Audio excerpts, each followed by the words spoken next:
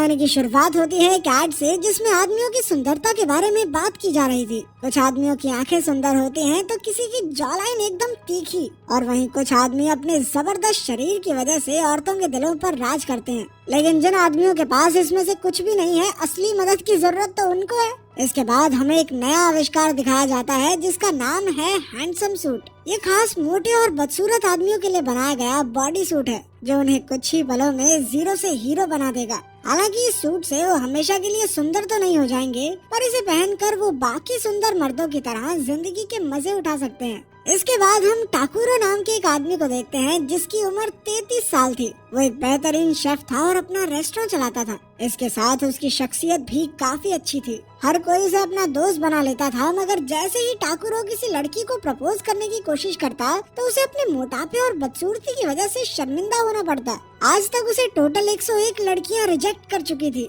उनमें से 52 लड़कियां तो रोते हुए भाग गई और 25 ने तो उसके खिलाफ पुलिस ही बुला ली कि ये गंदा मोटा आदमी छेड़ रहा है हमें। टाकुरो की जिंदगी अब एक मजाक बनकर रह गई और उसकी एक ही वजह थी उसकी बदसूरती। एक दिन टाकुरो अपने रेस्टोरेंट में काम कर रहा था कि तभी हिरोको नाम की एक खूबसूरत लड़की उसके पास आई। वो उसके रेस्टोरेंट में वेट्रेस की नौकरी करना चाहती थी। टाकुरो उसे देखते ही लट्टू हो गया और बिना उसका रिज्यूमे देखे हाँ कर दी, क्योंकि उसका मानना था कि ये सुंदर लड़की यहाँ काम करेगी, सारा दिन दिल लगा रहेगा, मजे ही मजे। जब भी हिरोको उसकी ओर देखती तो टाकुरो को लगता कि वो अपने प्यार का इजहार कर रही है। फिर एक दिन एक बूढ़े आदमी ने हिरोको से पूछा कि वो इसी रेस्टोरेंट में नौकरी क्यों कर रही है, जबकि शहर में इससे कहीं अच्छे रेस्टोरेंट भी हैं और वहाँ भी उसे काम मिल ही जाएगा। तब हिरोको ने कहा कि वो कुछ महीने पहले अपने पिता के साथ यहाँ आई थी। तब एक आदमी फ्री में खाना खाते हुए पकड़ा गया, पर टाकुरो ने उस पर गुस्सा करने की बजाय कहा कि कोई बात नहीं भाई, धीरे धीरे करके पैसे दे देना। टाकुरो की अच्छाई ने हिरोको का दिल छू लिया था और इसीलिए वो इस रेस्टोरेंट में नौकरी करने आ गई। ये कहानी सुनकर बूढ़े आदमी को लगा कि इस लड़की के साथ टाकुरो का टांका भिड़ सकता है। उधर टाकुरो अपने दोस्त हिसाए और टोडो के साथ था। टाकुरो ने सोचा कि हो सकता है मुझे ऐसे ही लगता हो कि मैं बदसूरत दिखता हूँ, तो उसने अपने दोस्तों से पूछा कि क्या वो सच में इतना बदसूरत है। तो उसके दोस्तों ने भी कह दिया कि उससे बदसूरत आदमी उन्होंने अपनी जिंदगी में नहीं देखा। लेकिन उन्होंने कहा कि कोई बात नहीं भाई, बदसूरत आदमियों से दुनिया भरी पड़ी है, तेरी पर्सनैलिटी अच्छी है, दिल से किसी को प्रपोज करेगा तो बात बन भी सकती है। खैर टाकुरो तो उदास होकर बच्चों के पार्क में जाकर बैठ गया। तभी अचानक हैंडसम सूट का सेल्समैन उसके पास आया। उसने टाकुरो को इस हैंडसम सूट का ब्रांड एम्बेसडर बनने का ऑफर दिया, पर टाकुरो पूरी दुनिया के सामने अपनी बदसूरती का मजाक नहीं बनवाना चाहता था। यार अगले दिन टाकुरो ने हिरोको के लिए एक बेहतरीन डिश बनाई और ये डिश हिरोको को बेहद पसंद भी आई। पर बेचारे टाकुरो को लग रहा था कि हिरोको उसके प्यार में गिर रही है। जब हिरोको ने कहा कि मुझे इस खाने से प्यार हो गया है, तो टाकुरो ने भी भावनाओं में बहकर कह दिया कि मैं भी तुमसे प्यार करता हूँ। मन ही मन में टाकुरो को लग रहा था कि अब हिरोको भी बाकी लड़कियों की तरह रोते हुए भाग जाएगी। मगर हिरोको ने उससे पूछा कि तुम्हें मेरे बारे में क्या पसंद है, क्यों प्यार करते हो मुझसे। तब टाकुरो ने कहा कि तुम्हारे बारे में तो सब अच्छा है, तुम्हारी आंखें, कान, तुम्हारे बाल, तुम्हारे डिम्पल सब बेहद खूबसूरत है। ये सुनकर हिरोको को लगा कि टाकुरो को सिर्फ उसकी बाहरी सुंदरता से मतलब है, इसीलिए वो चुपचाप वहाँ से चली गई। अब टाकुरो 102 लड़कियों से रिजेक्ट होने के बाद बेहद दुखी था। फिर अगले दिन वो हैंडसम सूट स्टोर पहुंचा और वहाँ के मैनेजर से मिला। पहले तो वो इस पेंगुइन जैसे सूट को देखकर डर गया। वो यहाँ से भागने ही वाला था कि तभी मैनेजर और मालिक ने कहा कि भाई देख ले, अपनी किस्मत को लात मार रहा तू। जिसके बाद आखिरकार टाकुरो ने उसे इस्तेमाल करके देखने का फैसला किया। उसने सूट पहना तो मानो जादू ही हो गया, क्योंकि टाकुरो अब एक बेहद हैंडसम आदमी बन गया था। अपने चेहरे पर जॉलाइन देखकर तो उसके होश ही उड़ गए। इसके बाद उसने और भी तरह तरह के सूट पहनकर देखे और अंत में वही सूट खरीदा जिसमें वो सबसे हैंडसम लग रहा था।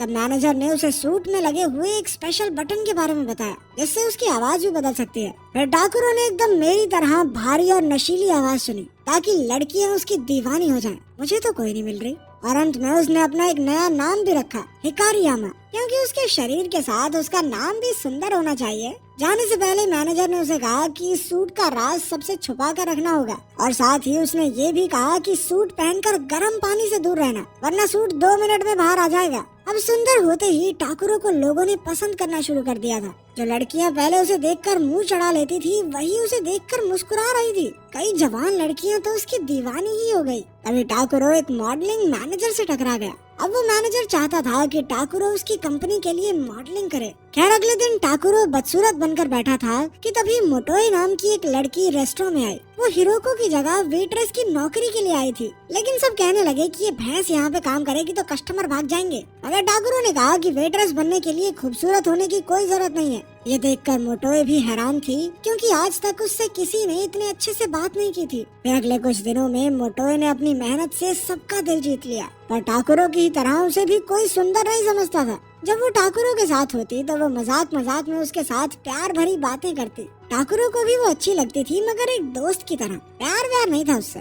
खैर एक हफ्ते बाद वो मॉडलिंग एजेंसी के मैनेजर से मिला। हालांकि आज उसका पहला फोटोशूट था और उसे पोज करना भी नहीं आता था, और उसकी खूबसूरती के कारण सभी उसकी तारीफों के पुल बांध रहे थे। फिर शूट के बाद उसकी मुलाकात सुपर मॉडल रायका से हुई। रायका को लगा कि ये कैसे काम करेगा, इसे कुछ आता जाता तो है नहीं। पर फिर टाकुरो ने अपनी पर्सनैलिटी से उसका भी दिल जीत लिया। आज रायका को जिंदगी में पहली बार कोई पसंद आया था, इसीलिए उसने शाम को टाकुरो को अपने दोस्तों के साथ खाने पर बुलाया। रात को जब टाकुरो उसके घर पहुंचा तो उसने देखा कि रायका के दोस्त कोई और नहीं बल्कि उसी के खास दोस्त हिसाए और टोडो थे। अब टाकुरो ने बेहतरीन डिशेस बनाकर सबके होश उड़ा दिए, मगर बाद में अचानक उसकी आवाज बदल गई और फिर टोडो को लगा कि वो टाकुरो है। लेकिन फिर उसने सोचा कि इतना सुंदर आदमी टाकुरो कैसे हो सकता है। उधर टाकुरो भी हिकारियामा होने का नाटक करते करते थक चुका था और अब वो कुछ अच्छे से खाना चाहता था। उसने देखा कि मोटोए रेस्टोरेंट में उसकी मदद के लिए रुकी हुई थी। उसने टाकुरो के लिए एक रिस्ट बैंड बनाया था जिसमें उसकी पसंद के गाने भी चलते थे।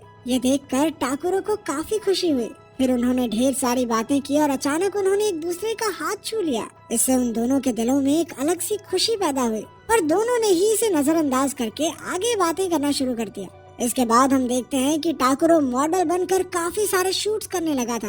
वो हर एड में दिखता था और शहर में जगह जगह उसके पोस्टर लगे थे। आखिरकार वो अपने सपनों की जिंदगी जी रहा था।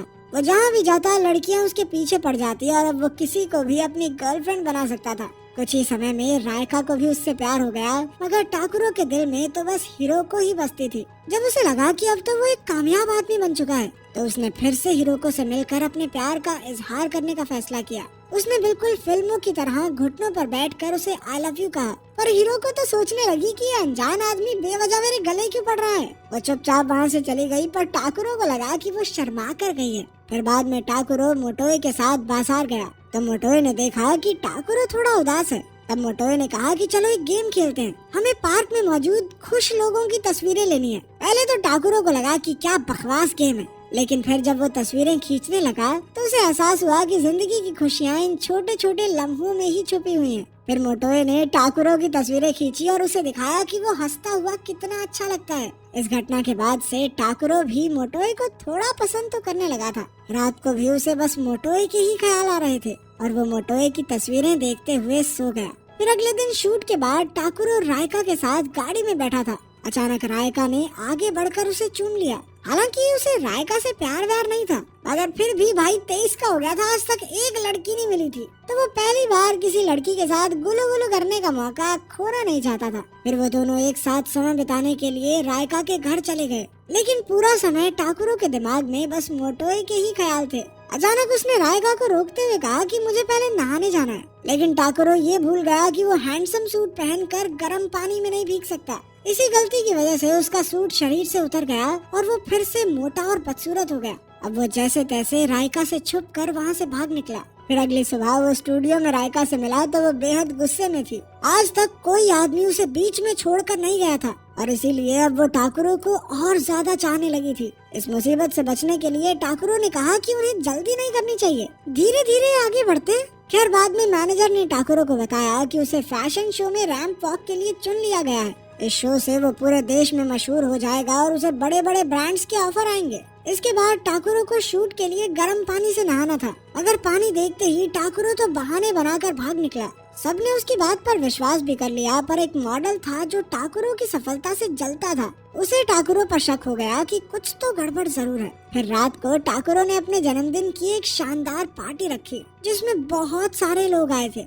वहीं टाकुरो ने एक मॉडलिंग कंपनी के साथ $50 लाख की डील की। अब टाकुरो की खुशी का ठिकाना नहीं था, मगर अचानक दूसरे मॉडल ने जानबूझकर उस पर गर्म कॉफी फेंक दी। खुशकिस्मती से उसी पर लाइट चली गई और अपना असली रूप बाहर आने से पहले वो भाग गया। रास्ते में ही उसका सूट खराब होकर उतर गया। वो सीधा सूट के शोरूम पहुंचा और सेल्समैन से एक नया सूट मांगा। तब सेल्समैन ने उसे परमानेंट हैंडसम सूट दिखाया, जिसे पहनते ही वो हमेशा हमेशा के लिए खूबसूरत हो जाएगा, मगर इसके बदले में वो अपना असली रूप हमेशा के लिए गंवा देगा। थोड़ा सोचने के बाद आखिरकार टाकुरो ने वो सूट खरीद ही लिया। रास्ते में वो एक लड़की से टकरा गया तो लोगों ने उसके शरीर और शक्ल को देखकर उसे लड़की छेड़ने वाला समझ लिया और खूब पीटा। जब वो घर लौटा तो मोटोए ने कहा कि उसे पूरा विश्वास है कि टाकुरो किसी लड़की के साथ छेड़खानी नहीं कर सकता। अब टाकुरो ने उसे हैंडसम सूट के बारे में पूरा सच बताने का फैसला किया और सच सुनते ही मोटोए चुपचाप वहाँ से चली गई। कुछ देर बाद हिरोको रेस्टोरेंट में आई और उसने कहा कि वो टाकुरो से कुछ बात करना चाहती है।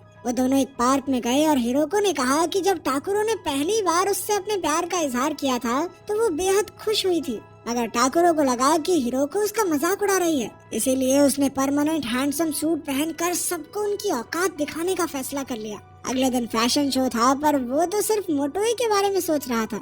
उधर मोटोए सड़क पर एक बाइक से टकरा गई और उसे गहरी चोट लगी। जब टाकुरो को इसकी खबर मिली तो वो वहीं जम गया। उसकी रैंप वॉक की बारी आई मगर वो चल ही नहीं पा रहा था। आखिरकार उसे एहसास हो गया कि उसे ये चकाचौंध वाली जिंदगी चाहिए ही नहीं। असली खुशी तो उसे तब मिली थी जब वो मोटोए के साथ बाजार में था। अब वो शो छोड़कर भाग निकला पर उसका परमानेंट सूट उतर ही नहीं रहा था। आखिरकार वो जैसे तैसे उस सूट को बीच में से काट कर बाहर आया। अंत में वो फटाफट हॉस्पिटल पहुंचा तो पता चला कि चोट मोटोए को नहीं बल्कि बाइक वाले को लगी थी। मोटोए को सही सलामत देखकर उसकी खुशी का ठिकाना नहीं था, लेकिन फिर अचानक टाकुरो के पैरों तले जमीन खिसक गई। जब मोटोए ने अपना फैट सूट निकाला तब ये खुलासा होता है कि मोटोए असल में हिरोको ही थी। हमेशा से लोग उसे उसकी सुंदरता के लिए पसंद करते थे, इसीलिए वो मोटी बनकर देखना चाहती थी कि कोई उसे सच्चा प्यार करेगा या नहीं। आखिरकार अपने टाकुरो का घर बस ही गया। टाकुरो उससे प्यार करता था और उसे इस बात से कोई फर्क नहीं था कि वो मोटी और बदसूरत है, मतलब उसका प्यार ही सच्चा प्यार है। आखिरकार हिरोको टाकुरो की गर्लफ्रेंड बन गई और हमारा लड़के का घर बस गया। तो क्या आपको मौका मिले तो ऐसा सूट खरीदोगे? कमेंट्स में जरूर बताना। मिलते हैं अगली वीडियो में।